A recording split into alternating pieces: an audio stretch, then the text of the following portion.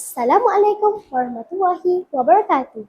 Bertemu lagi di Buletin Schedulis TV bersama saya Aisyah Humairah. Baru-baru ini, SKJ 1 telah mengadakan majlis pelantikan pemimpin kecil bertempat di Dewan Komunikasi. Wartawan kita Hana Insyirah ada laporannya. Silakan Hana.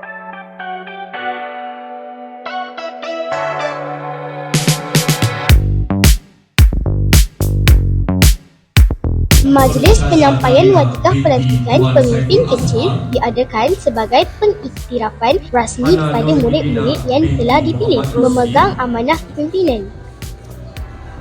Pada kali ini, majlis telah dirasmikan oleh Inspektor Siti Nurhawa binti Mukhtar, Pegawai Perkhidmatan atau Perjawatan Bahagian Pengurusan ITB Jeli.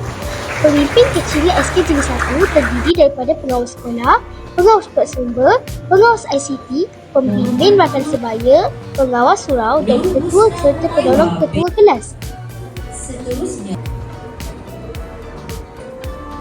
Ketua Pustakawan.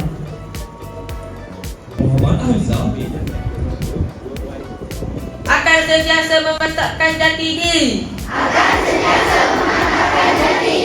Berikrar akan komited. Terhadap amanah. Seterusnya menjadi contoh. Kebangsaan Jeli 1.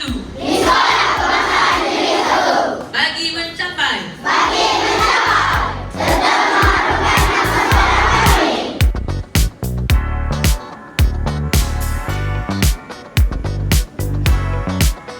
Assalamualaikum Puan, saya Nohana Insyirah dari Schedulis TV. Bolehkah Puan memberi nasihat kepada pemimpin kecil?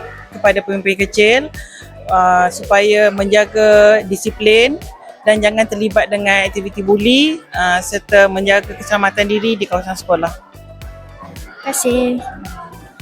Alhamdulillah, program kita pada hari ini telah berjalan dengan lancar. Jadi saya selaku gurusa mengharapkan agar semua anak-anak Schedulis yang telah dilantik sebagai pemimpin kecil dapat menjalankan amanah dan tanggungjawab dengan sebaik mungkin. Anda adalah model kepada rakan-rakan anda. Terima kasih.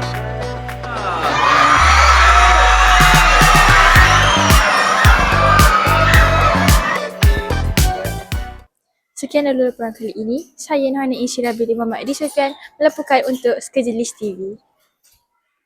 Terima kasih Hana atas perkongsian yang menarik tadi. Kami di Schedulis TV mengharapkan semua pemimpin kecil dapat menjalankan amanah dengan baik. Sekian dahulu buletin kali ini. Saya Aisyah Humairah melaporkan untuk Schedulis TV. Gemerlang selamanya.